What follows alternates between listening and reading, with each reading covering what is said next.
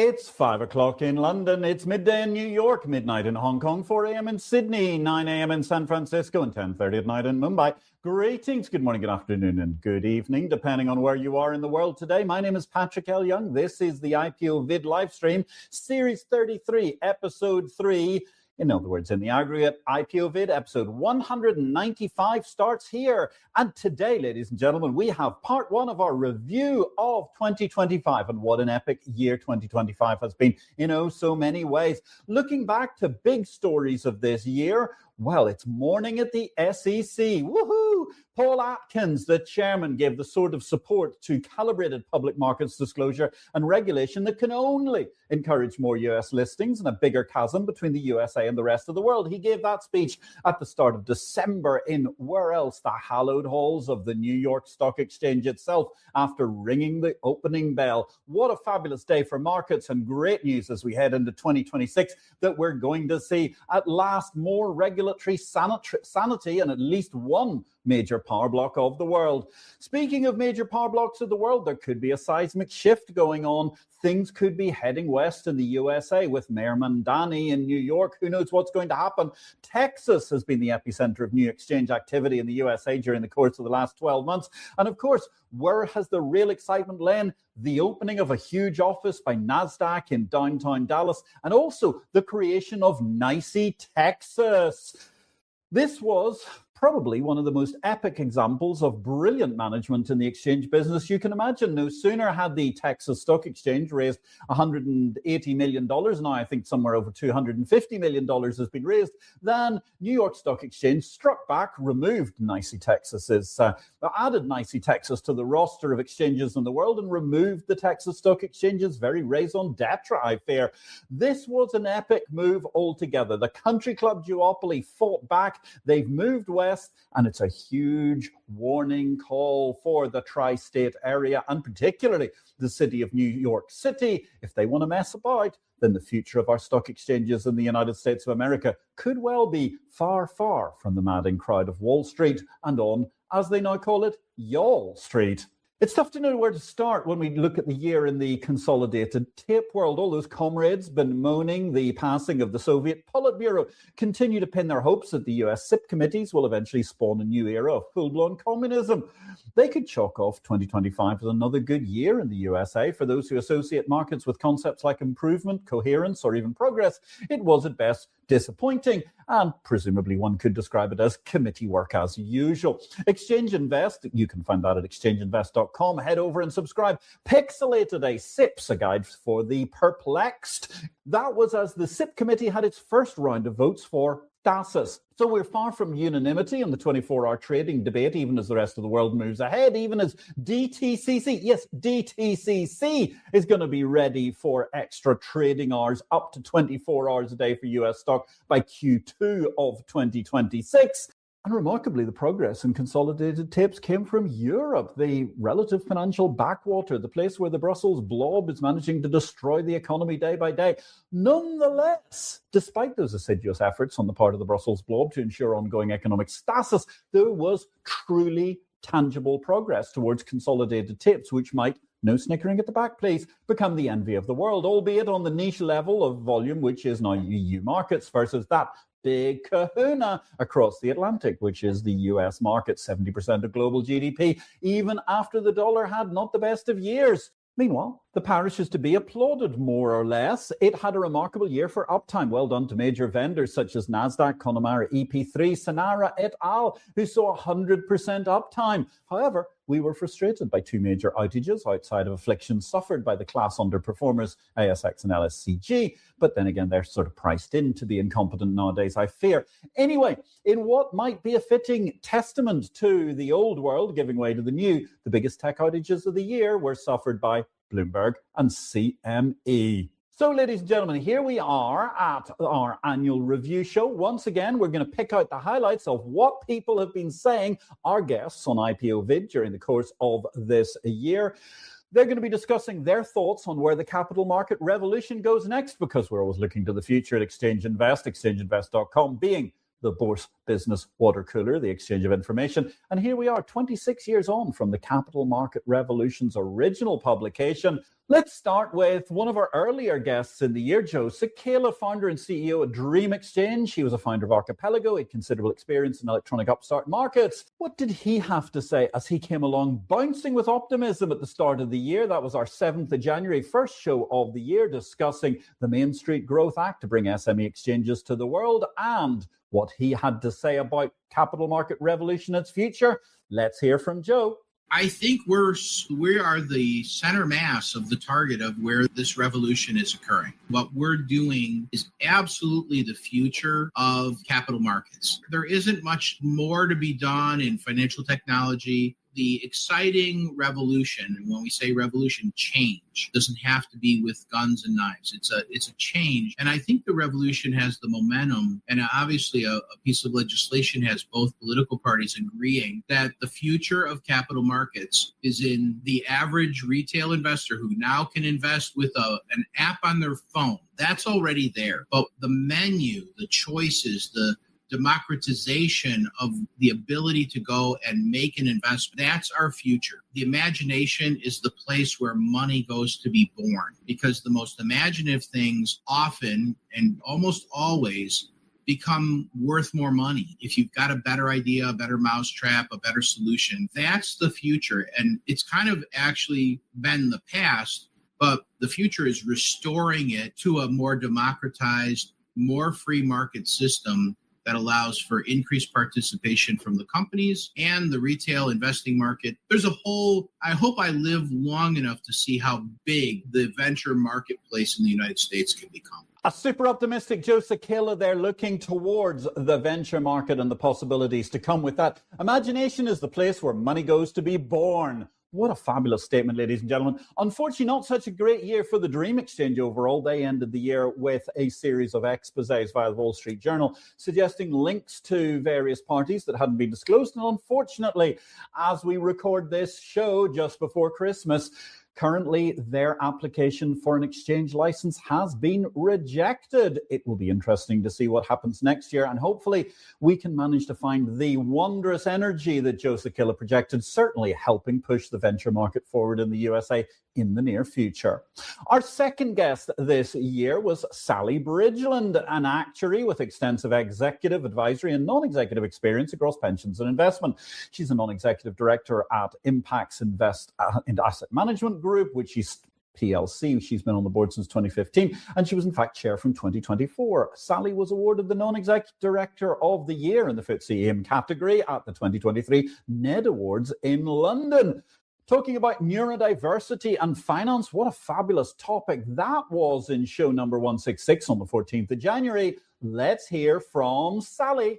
It goes broader and longer term. It thinks about things it didn't think about before. It cares about things that it didn't care about before. And in doing that is trying to create a world that pensioners will want to retire into. It was funny you saying, we're taking long. We're not retiring when we thought we were going to. I reached the tender age of 60 a couple of months ago, and I didn't think I would be going this long, and I didn't think I'd be enjoying it as much as I am. Thinking about that combination of finance, politics and purpose, and how you actually mix those things up together and actually come out with longer term financial markets that actually create a different kind of impact. That's where I hope things will go, and I'm an optimist. My blood group is B positive, and that's the way I am.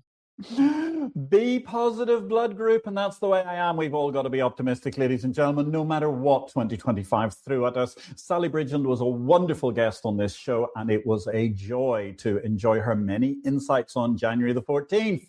Moving to our third guest of the year, Alan Dickinson, one of the legendary life floor local traders. He joined the Royal Exchange floor on day one in 1982, having previously worked on the London Stock Exchange since 1972 and at the Coffee, Sugar and Cocoa Exchange since 1974. Subsequently, Alan went on to run Tower Trading in London and most recently has become chairman of Trader Lab, a no-code, low-code platform simplifying data analysis for traders.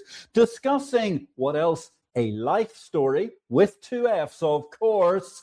Let's hear from Alan.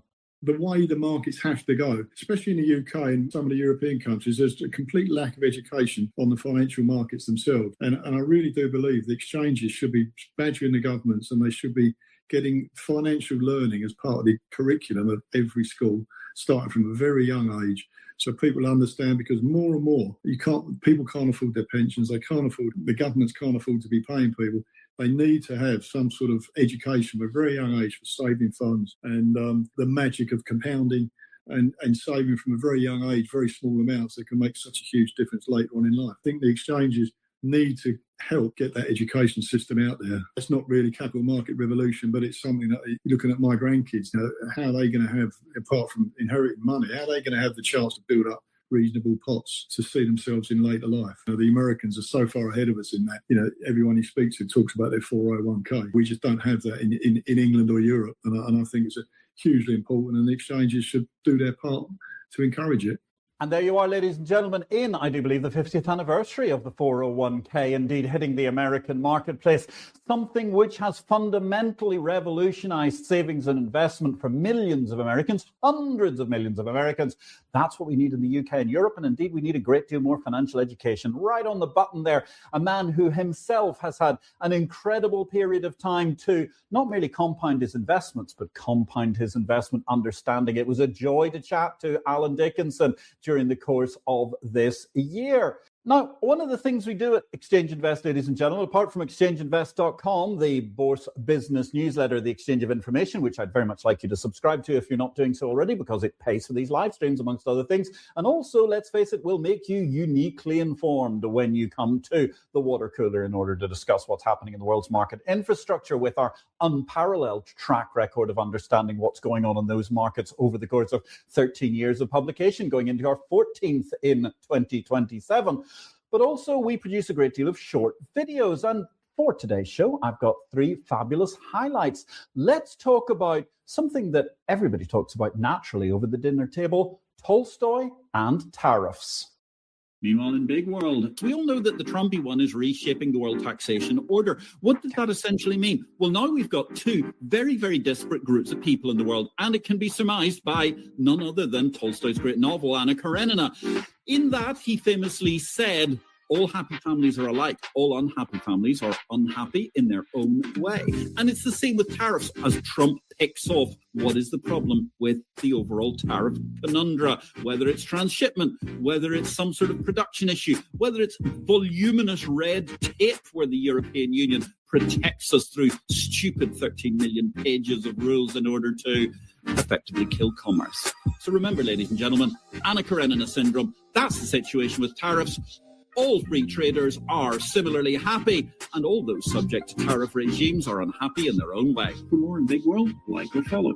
And ladies and gentlemen, how can we summarize this? Well, we should have free trade in kittens, ladies and gentlemen, something that would keep everybody much happier the world over. Thank you very much to my co-star of this particular show. We may have more appearing as the show goes on. And ultimately, yes, indeed, tariffs today are like Tolstoy's unhappy families, each a mess in its own unique way. Free trade, that's the rare happy ending.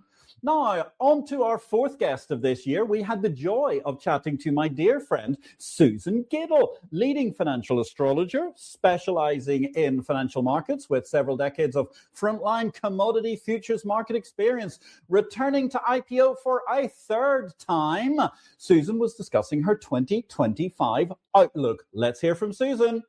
I was concerned about the continued existence of financial markets. But I have to say, I looked at the chart that I use for the New York Stock Exchange, and I see nothing that is debilitating, frightening, worrisome.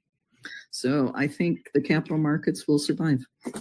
And here we are, ladies and gentlemen, towards the end of the year. The capital markets have not merely survived, they have thrived. And it was a joy to have Susan on with her fabulous inputs. She produces one of the most engaging newsletters around, ladies and gentlemen, talking all about financial astrology. Always worth listening to and always worth reading her missives. Another person who's permanently worth listening to, who also hails from the great city of Chicago, the original state that really championed the modern day futures market, Ira Harris, with over 47 years of experience in all areas of commodity trading, broad expertise in cash currency markets. Ira is an active macro global trend trader, a regular guest analyst on currency and global interest rate markets on CNBC, Bloomberg, and indeed, it has to be said, IPO-VID. We talked to Ira in February. We were discussing the topic of investing in Trump world as the president was inaugurated for a second time. Let's hear from Ira. Well, I look to Europe because I want to see what they do with the capital markets union. I think we'll see, outside of what happens in Europe, and I think that's very important, I think we'll see central bank digital coin. I do, because they want to get to electronic money. But in order to have electronic money, you have to have some underlying asset. And that's why those stable coins, to me, are so fascinating. Now, what will be the underlying asset? I think that the academic world has pushed for electronic money because they realized during COVID, when they went to nominal negative rate, that they know this, that if the economy were to slow down, and this is what every central banker and every academic economist, they want to control the business cycle. In fact, they want to eradicate the business cycle so that you don't have those ups and downs where you get layoffs and unemployment. And how would you do it? They learned with the nominal negative yields that if you take money negative or low enough, their hope is always that people will spend it. And that way you'll smooth out the downturns. When the ECB did that, they're salivating, can we go to negative 5%, which is basically that Patrick puts his money in the bank and he has to pay the bank 5% for the right to hold his money, right? Well, you're not going to do that. That's a fool's game. And if you could buy gold, but if you really go into a deflation, gold I always thought would be good in a deflation because the way central banks will react to it. But these negative yields, nominal negative yields, are really going to be fascinating, and I think drive the stable coin more than anything, especially if they're backed by a combination of various precious metals or underlying commodities. I think this is the big discussion to come. Asset-backed stablecoins, something that seemed to be, they're a hot topic at the moment. The trouble is just what is the quality of the assets that are backing most of these stablecoins? How stable are they? And does anybody remember Herstatt risk? A mere, 51 years on from the collapse of that amazing German banking institution. Ira Harris on the spot, as always, some fabulous remarks there. Very, very interesting also to hear him talking about looking towards Europe for the Capital Markets Union.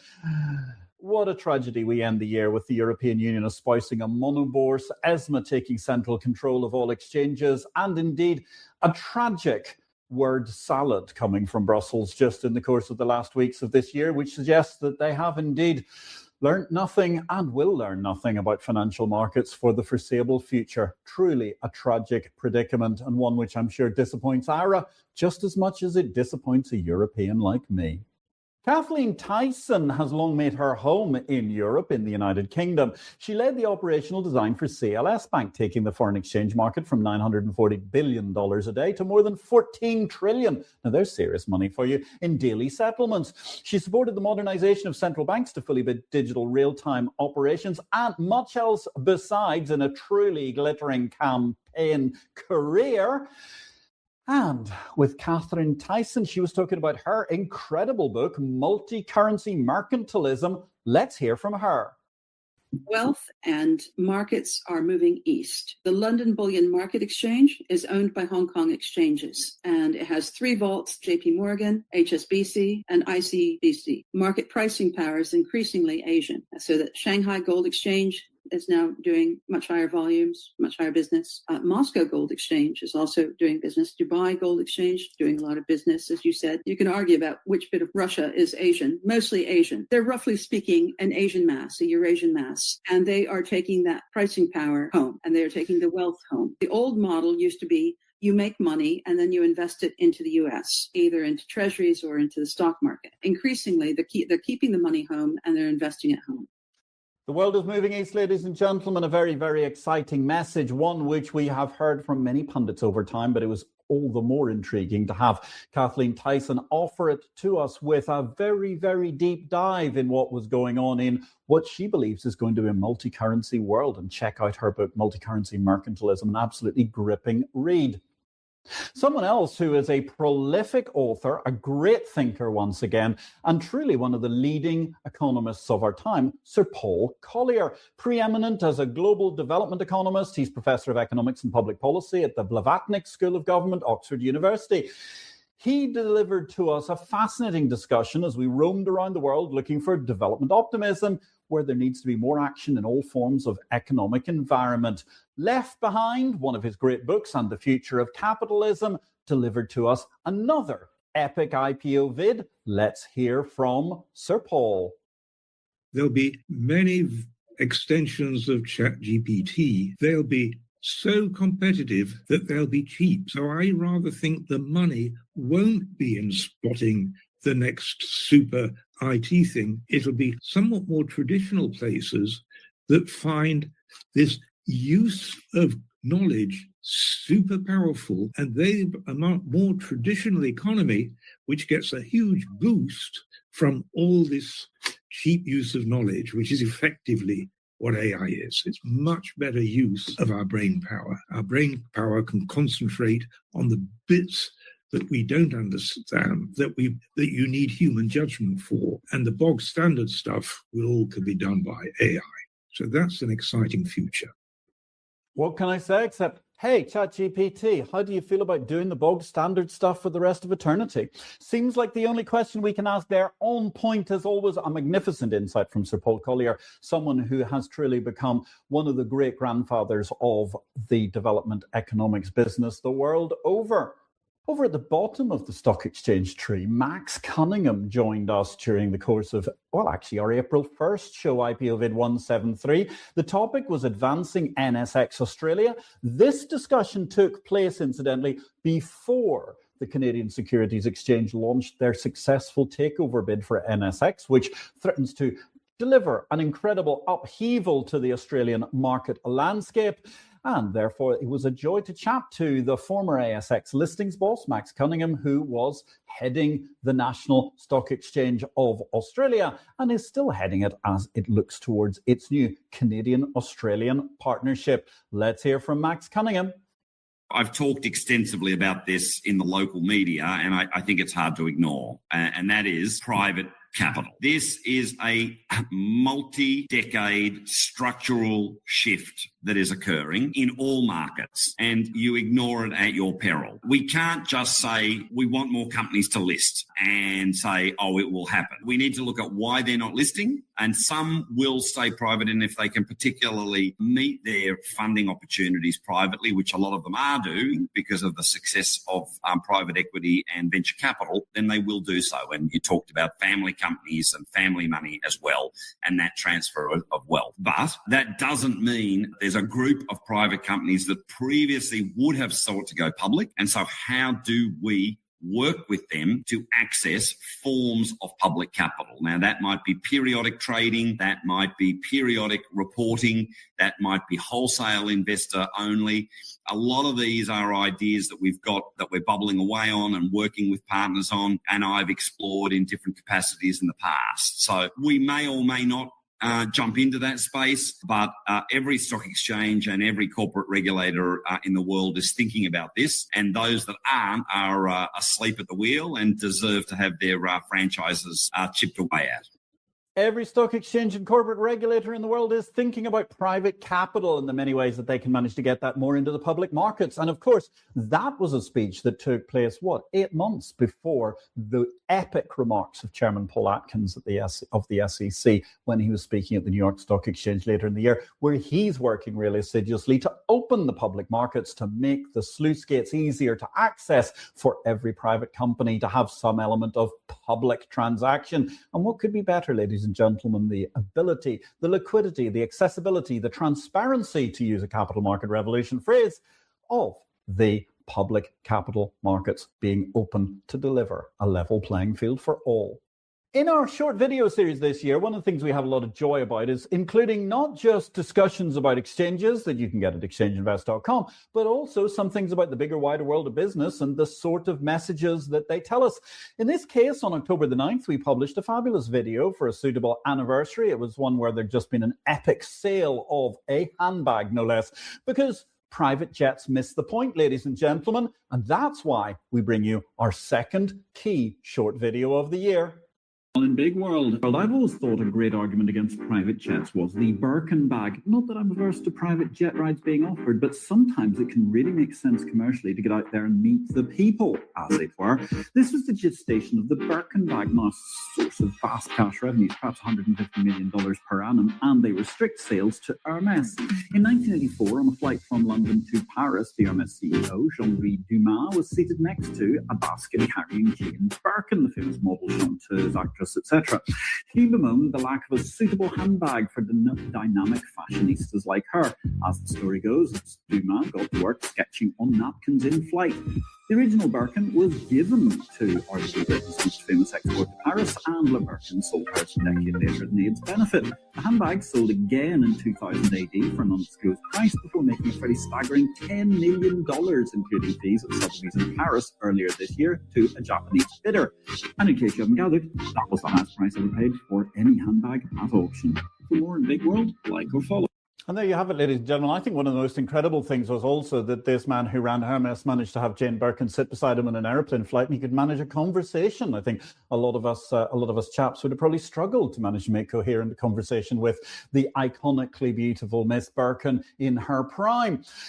Thus, ladies and gentlemen, from that short video and the wondrous news about Birkin handbags, we'll be back with more luxury insights in our short videos during the course of 2026. Let's go towards some of our key books of the year. We're going to have another selection. Actually, we've got 6 or 7 books coming in this second episode of this series, because this is part 1 of 2025 in review that you're watching, recorded just before it went live in LinkedIn, Facebook, and YouTube this year. Let's start with a book with, frankly, the OG of not just carbon markets, but essentially financial futures markets, a man whose developmental footprint has been across every single market on Earth in some way, shape, or form. Carbon Hunters is a discussion reflecting on the growth and the birth of the carbon markets. And who better to write it than Paula DePerna, who was fundamentally involved as the COO of the Chicago Climate Exchange, and the OG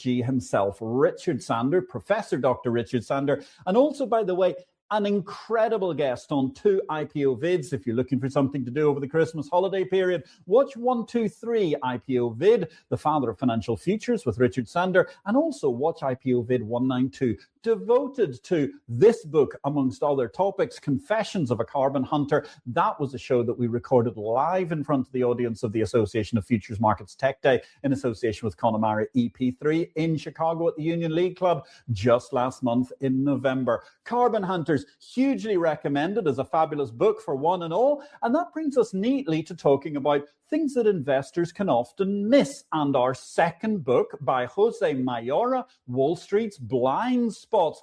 That's an absolutely super read, ladies and gentlemen. Worth it, whether you're an institutional investor or a retail investor. Understand the things that the financial professionals don't necessarily see upfront and so clearly. Jose Mayora was also our guest on IPO-VID number 189 on 21st of October this year, and a great show. I recommend that to you as well if you're bored over Christmas. A third sensational guest we had this year was Paul Podolsky. He discussed his book, The Uncomfortable Truth About Money. This is a fantastic read once again, ladies and gentlemen. Really worth thinking about. Somebody who started his life not in financial markets as a journalist, trained himself and ended up being a leading hedge fund manager and investor for this.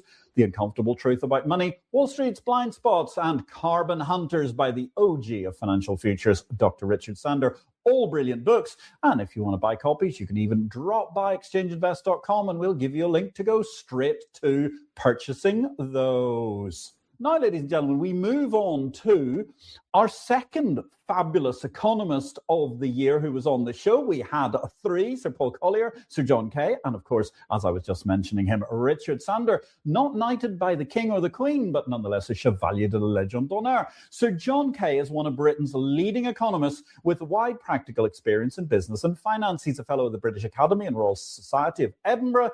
He was the founding dean of Oxford University's Side Business School, and he held a chair at London Business School to boot. He's a winner of the Senior Wincott Award for Financial Journalism for his Financial Times columns, and richly deserved it is too. We took a step back from pure financial markets for this one. When he joined us for IPO-VID 174 on the 8th of April, we were talking beyond 21st century corporations, the topic of his latest book. Let's hear from the fabulous Sir John Kay. I hope that the capital market revolution will make capital less important to business than it has been. What we've talked about at some length has been the ways in which capital has disappeared as the defining feature of a business. That's very obvious if you look at River Rouge and compare it with Cupertino. The paradox which has occurred, and the capital market has expanded greatly in both scale and remuneration. And most of that, in my view, consists of people changing rather pointlessly existing assets with each other. And it's meant the great manager has been the person who has been portfolios of businesses, buying and selling businesses as if he were a fund manager. That's not what business will be like in future. I think the key story will be that of developing collective knowledge and collective capabilities. The ding of a light bulb moment, ladies and gentlemen, as Sir John Kay was sharing his wisdom with us, looking towards 20th century and 21st century corporations and beyond. Wonderful to have such a great economic thinker give his wisdom to the show. Another academic who was delivering sensational academic wisdom to IPO-VID during the course of this year was none other than Dominik Roesch. Dominik is an associate professor in finance at the University of Buffalo. His research focuses on market quality, in particular investigating the joint dynamics of arbitrage, liquidity and efficiency. He has been part of an NSF infrastructure grant, which allowed him to build up a framework based on one-tick data to efficiently analyze financial data sets as a whole. His topic on the 15th of April this year on IPO-VID number 175 was a rather controversial one: how floors help markets. Let's hear from Dominik. I think it's always important to realize that a lot of the future will also be similar to the past. So every time there's a new technology, everybody thinks everything will be completely different. So this time is different. Most of the time, in a big sense, it's very similar. So firms will still raise capital using equity, using debt. This equity will trade one way or another. These are the big things that are just similar. On the other side, I think this idea of AI, this idea of machine learning, I think it might make market actually less efficient over the next years. Partly because these algorithms, these machine learning techniques, they are based on picking up correlations that existed in the past and therefore extrapolate this idea to the future. If traders now believe their ChatGPT suggestions, it will become a self-fulfilling prophecy. Markets will do indeed exactly what they did in the past. Markets will get less efficient because they don't incorporate the latest information anymore.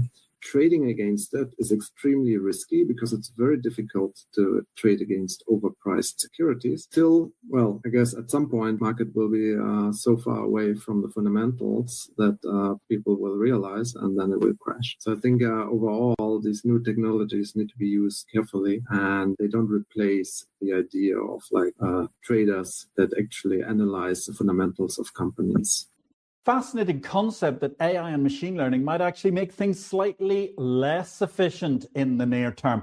That's a very, very interesting pointer that we heard uniquely from Dominik Roesch during the course of this year on IPO-VID. And again, a good example of why we're always looking for alternative thinkers to join this show.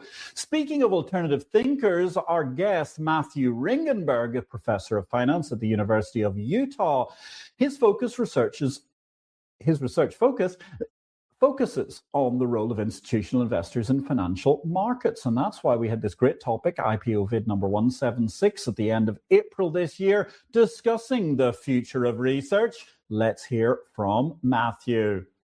In the short term, I think it's clear that globalization is backsliding. I mean, markets are becoming less integrated, capital barriers are being erected, and even before the recent round of tariffs, I think if you really look at the data, global trade has been dropping and markets have been becoming less connected.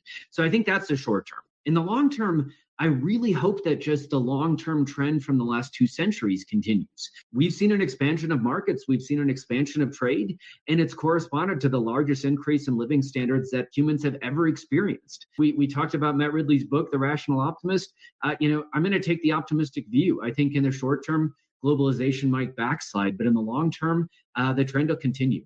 We'll see more prosperity, more progress. Markets will continue to expand.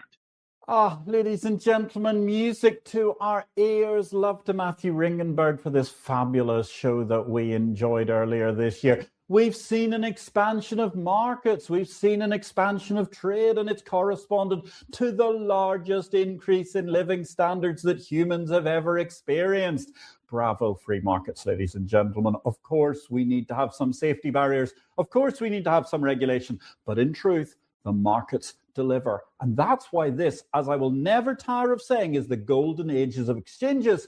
And that's why in this, the golden age of exchanges, we at Exchange Invest and my broader business are dedicated to building the markets of the future in all their many progressive shapes. Of course, one of the things that we need to have in order to make markets work is all human life to be represented. And that's one of my favorite quotations, of course, from Paul Collier, the New Yorker who, when he was a famous novelist, still tended to cover New York ball games on a Saturday evening. People couldn't understand why he was sitting in the bleachers getting tomato ketchup squeezed all over him, children jumping up and down while he was trying to scribble notes about who was doing what at the bottom of the third or the top of the fourth innings, etc. But as he said at the time, Paul Collier, when someone asked him, why do you still cover the ball games when you're a successful novelist? He said, because all human life is there. And frankly, ladies and gentlemen, markets work when all human life is there. And that's why it was a joy to have Meaghan Johnson join our show this year, because she's the co-author of a fabulous book, Inclusive Finance. She's a seasoned fintech researcher and consultant, passionate about using emerging technologies and business models to increase financial inclusion, improve banking, and create the best possible customer experiences.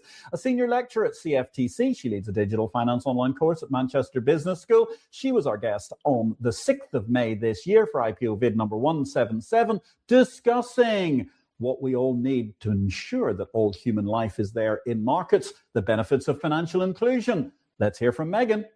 I think you have to look at AI to get that answer. I mean, I think AI is just really changing every single facet of every sector, every way in which we live our day-to-day life. So I think, while I can't give a descriptive answer, I would say my answer is to start by looking at what's happening with AI. Once again, the opportunity therein with what's happening with AI, providing all manners of interesting possibilities for the whole outlook for financial markets and financial inclusion. We're going to hear from Alessandro Hatami, the co-author to Meaghan Johnson, in just a moment. But first of all, let's play our third reel of the day. Once again, here we melanged between not quite the world of handbags, but nonetheless a significant luxury product, as well as one which has an industrial side. And of course, a very, very fundamental and pulsating market around the world, albeit one that's very difficult to commoditize in futures terms because the carats are not all the same in every position. But nonetheless, lab grown is the new forever. Meanwhile, in Big World, Ian Fleming popularized the phrase diamonds are forever, with 007 also appearing in a fabulous film as well as a novel of the same name. However, here's the rub. Lab-grown diamonds are now forever, at least in the marriage game. Having been barely single digits of the marriage business, now we're finding engagement rings in 2024. 52% of American couples purchased lab-grown diamonds. Why that trend has suddenly exploded? Why is such a trend taking place? Well, it could be down to cost. $845 for the artificial versus the better part of $4,000 for the naturally mined diamond. For more in Big World, like or follow. There you go. In 2024, 52% of couples were choosing lab-grown sparkles. Stunning, sustainable, and smart. And also probably a bit of a blow to all those people who are mining the old rough-cut stuff out of the rock in Africa and elsewhere. Revolutionary, fascinating, ahead of the curve, always. That's the Exchange Invest advantage, ladies and gentlemen, not just in the exchange of information, but across all manner of other stories we bring to you in Big World and our Big World videos. Moving back to financial inclusion, it was a joy to welcome back our old friend Alessandro Hatami, who had been on this show previously when he was discussing Reinventing Banking and Finance, the best banking book of 2021, voted by Investopedia. Alessandro is a financial transformation strategist, author, and a leading voice in the digital transformation of banking, payments, and finance. He joined us alongside his co-author, Meaghan Johnson, to discuss on the 6th of May 2025 at IPO-VID number 177, the benefits of financial inclusion. Well, obviously, AI is a clear winner. What's going to happen is we will see an increased importance given to cryptocurrencies, but not the cryptos of a CBD of the stable coins and the speculative ones, but actually governments stepping in into using the idea of a crypto guaranteed currency, so a CBDC, replacing their digital currencies. What this will do, it will change the ecosystem of how payments are generated. It will make everything more efficient, but at the same time, it will change the way the financial providers are structured. So in my view, China is already well on its way and developing the EU1. The European Union is looking at it. A lot of countries around the globe are doing so. The one that is staying behind is the United States, also because regulatory-wise, they are not as supportive of creating a national fiat currency driven crypto fiat currency, which would replace or disadvantage a lot of the organizations that lobby the government for regulation. Let's put it that way, to be subtle. We will see a normalization, I think, of digital payments of cryptocurrency, and maybe initially in parallel between the traditional fiat, but eventually it is clear and obvious that the future is a form of distributed ledger technology for payments. How fascinating and increased importance given to cryptocurrency, which is fascinating given the fact that as I record this, cryptocurrencies seem to be in a bit of a slump after Bitcoin has really not had that great of a year in terms of price advancement, despite the fact that every single news story seems to have been in Bitcoin's favor. There's something in there, ladies and gentlemen. We'll doubtless be unpacking that further during the course of 2026. And if you're already a reader of BitCarnage, our subsidiary newsletter on the world of crypto and digital assets, or indeed Exchange Invest itself, you'll know exactly what we've been thinking over the course of the last year. And, well, I would like to say modesty forbids me, but it doesn't. We got it absolutely spot on right, where everybody else lost their heads and thought we were going to see Bitcoin at $1 million by this point in the year. Those are the reasons why you've got the Exchange Invest and indeed also BitCarnage Advantage if you care to subscribe. Moving on in our guest list, ladies and gentlemen, Mark Beddis began in technology in Hong Kong and evolved to key roles shaping the future of markets, including developing the Hong Kong stock options market, which was the first in the Southeast Asian region, and then honing the business of block trading with the BIDS platform, which he co-founded. Mark's achievements are many in between, and he brings a fascinating perspective to markets from his 4 decades of frontline experience around the world, which is why not only was he our guest on IPO-VID 178, The Evolution of Trading, but also Mark nowadays forms a cornerstone of our panel sessions, which we introduced during the course of last year, which provide a fascinating opportunity for broader discourse amongst various participants in the world of finance and markets. Let's hear from Mark. Everything that we've been discussing here points to technology reaching out further and further into the community, if you like, into society. The retail investor will at some point want to start asking the exchanges and the brokers to continue to cater even more to what they want. I'll just give you one simple example. To my mind, it's kind of odd that an options contract is for 100 shares. Right, and whatever the share is 100 shares. And there's a lot of people who would like to trade an option on 5 shares of Amazon or Tesla, and you can't really do that today. But why can't you do it? I can't think of a real solid reason why that can't be done with today. I mean, you've got to check a lot of laws and regulations would have to change. That kind of thing is doable. So I think the technology will be an enabler of that kind of micro change to especially benefit the retail investor. That's one thing I would look out for. Technology is scaling out further and further into communities and society, and Mark Beddis with a laser-focused eye on how it can impact futures, options, and indeed delivering greater and incredible product in the era of super liquidity. It was a joy to speak to Mark on various of our panel sessions this year. He'll be back during the course of 2026 when we have another series of roundtable discussions.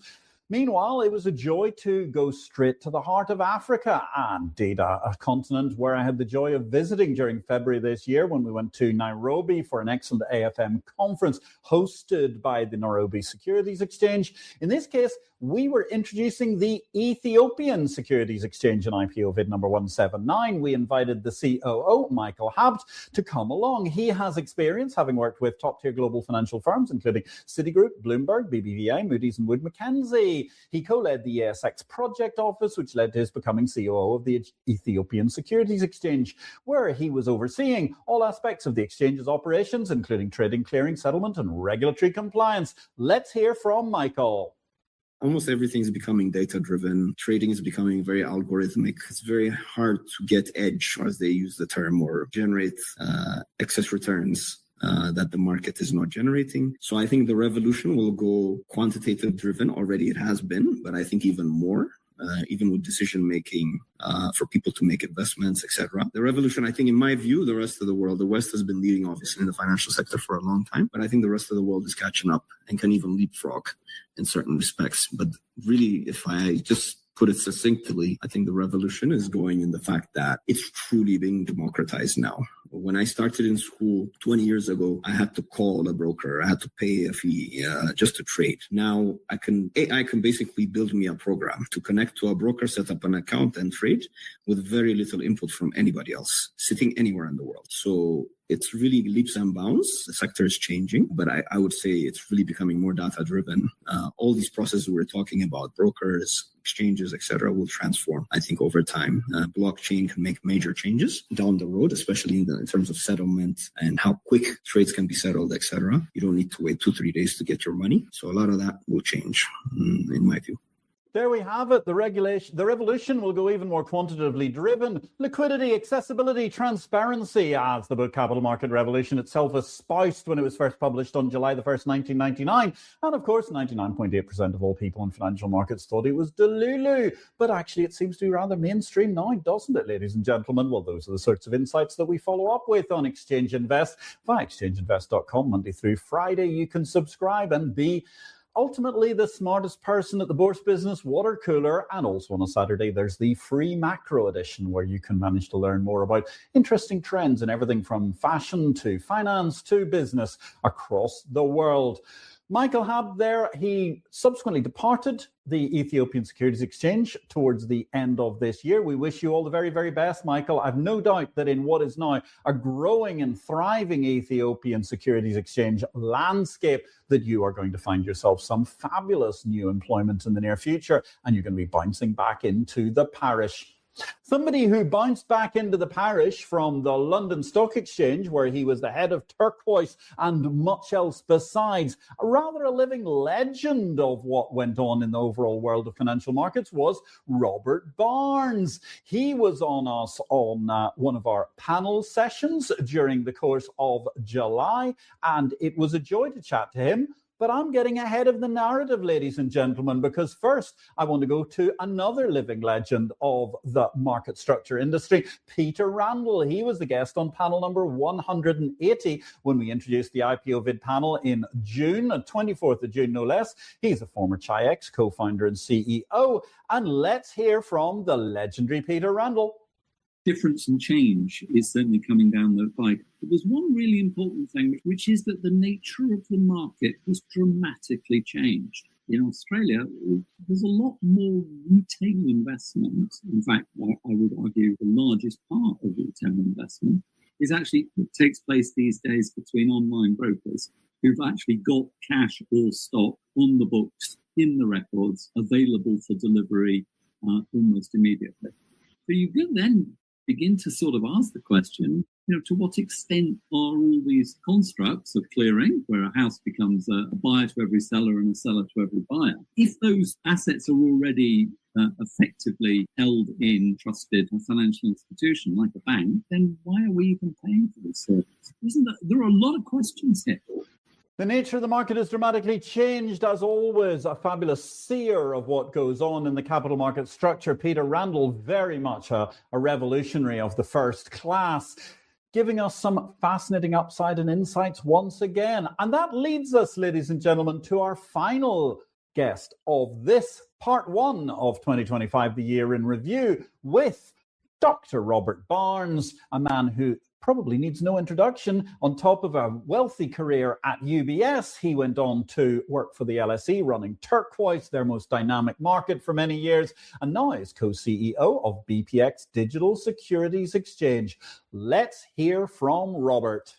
One of the reasons why Amazon and Apple grew so large is their business models have been all about digitalization, right? Optimizing the workflow. So if we come to tokenization, I mean, what are we actually talking about? I mean, tokenization is nothing more than, in my humble opinion, securitization with benefits. So if someone's got some money, some cash, which is central bank money, you got a £10 note that's from the Bank of England. But as soon as you put it into a commercial bank, it's no longer your money. You now have a credit relationship, an IOU, with the bank. Now, if the bank's got 100 and they keep 10 of capital, they can lend out that 90. But if they want to do any more, they have to basically package the 90 and sell it. That's securitization, we know. What you can do is, tokenization is securitization with benefits. So when you sell your asset, you get the money same day. You increase the velocity of money, right? You have the benefit of traceability. And that, ladies and gentlemen, is one of the key concepts that we're going to be taking forward in Exchange Invest. Forget a billion blockchains blooming, ladies and gentlemen. What we are going to see in the future is actually a greater market in securitization. And for many, many reasons, that may not actually be DLT-centric at all. That's the thing that people, I believe, are getting wrong about the entire market at the moment in terms of their excitement. The truth is, however, securitization with benefits, the art of tokenizing, fundamentally restructures our markets. And that was a core concept of capital market revolution going back all the way to 1999, 1998, when it was originally written. And that's why this is such a beautifully fitting note to end on, where we've had the opportunity to talking to an incredible array of financial geniuses during the course of this discussion. And it therefore serves only to say a thank you to all of our guests during the course of today: Joe Cecala, Sally Bridgeland, Alan Dickinson, Susan Gidel, Ira Harris, Kathleen Tyson, Sir Paul Collier, Max Cunningham, Sir John Kay, Dominik Roesch, Matthew Ringgenberg, Meaghan Johnson, Alessandro Hatami, Mark Beddis, Michael Habte, Peter Randall, and last but by no means least, Dr. Robert Barnes. We're going to be back next week, ladies and gentlemen, with the second part of this review series on December the 16th, with a year-end review and some additional commentary from me in between the great insights of our fantastic guests from the second half of 2025. It only remains for me to say a huge word of thanks to our production team today. Thank you to Janella, to Natalie, and to Racy for delivering such a smooth and fantastic show. And if you're watching this during the month of December over the Christmas period, and you're thinking about a marketplace or an exchange that you would like to build, whatever that piece of market infrastructure is, ladies and gentlemen, get in touch. We'll be happy to build it for you in 2026 with a revolutionary fervor. My name is Patrick L. Young. Join me daily in exchangeinvest.com, the Bourse Business newsletter, the exchange of information. Let me say for now, I wish you all a great week in life and markets, and thank you very much for watching.